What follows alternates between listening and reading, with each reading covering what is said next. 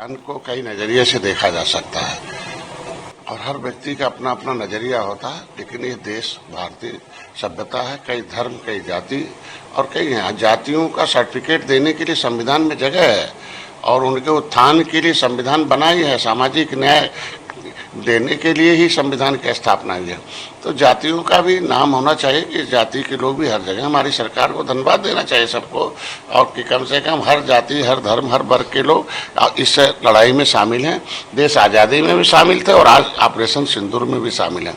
और उसको लेकर कोई टिप्पणी नहीं होनी चाहिए कि किसने किया है, सबने किया है, मिलकर किया है, और सबको धन्यवाद होना चाहिए। उनके बयान को लेकर मुख्यमंत्री योगी आदित्यनाथ ने भी कहा है कि जातीय चश्मे से जो है देखो, समाजवादी पार्टी का तो पुरानी सोच रही है कि कहीं भी हो जातियों को तरीके से उनको सत्ता में रहना तो सताना और सत्ता से बाहर आ जाना, आने के बाद उनको रिझाना, यही रहा है।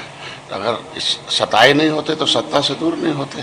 हाँ, अब रिझाने से तो कुछ होगा नहीं, समय खत्म हो गया। मुख्यमंत्री योगी आदित्यनाथ के बयान के बाद रामगोपाल यादव कह रहे हैं कि उत्तर प्रदेश में जहां धर्म, जाति और वर्ग देखकर लोगों पर फर्जी मुकदमे लगाए जाते हैं, जाति धर्म के आधार पर इनकाउंटर किए जाते हैं, जाति धर्म के आधार पर गैंगस्टर लगाकर संपत्तियां जब्त कर ली जाती हैं। मैं तो उनकी सरकार के समय पीड़ित हूँ। मैं, हमारे से ज़्यादा कौन जानता होगा कि जाति के नाम पर पिटाई होती थी, बसों से पकड़ के जेल में बंद किए जाते थे। 7 जून 2015 को जो आंदोलन में भी नहीं शामिल थे, केवल बेचारे, उनको 20 लोगों को जाति के नाम पर आधार कार्ड मिल गया, उन्हें जेल में डाल दिया कि तुम आंदोलन करने गए थे।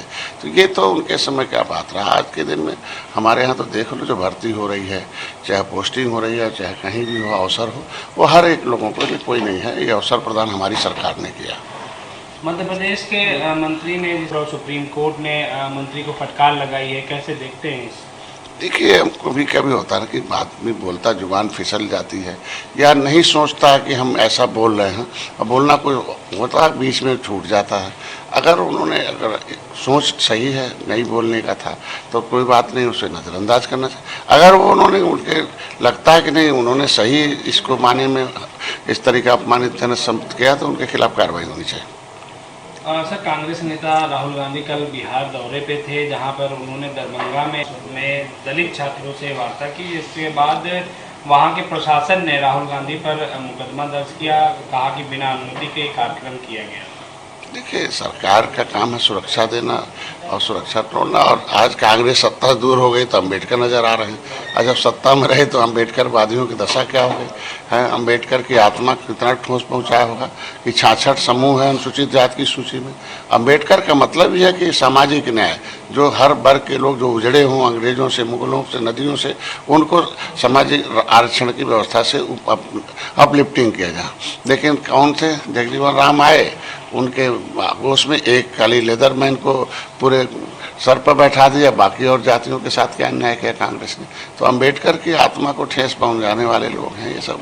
आज इलेक्शन में नाटक रच रहे हैं और कुछ है नहीं। सर, एक आखिरी सवाल है कि मुझे लगता है कि इंडिया गठबंधन में जो दल हैं वो अब कमज़ोर पड़ गए हैं और इंडिया गठबंधन जो बना था अब कहीं न कहीं वो बिखरता नजर आ रहा है। मैं तो पहले हमेशा कहता हूँ ना, इंडिया मतलब जो है, इंडिया गठबंधन का मतलब है कि बटुरे जोगी मठ उजाड़ हैं। वो सब अपनी अपनी टफली है। एक सब, एक जितनी भी पार्टियां हैं वो सब कांग्रेस के खिलाफ बनी है और कांग्रेस की विचारधारा के खिलाफ बनी है।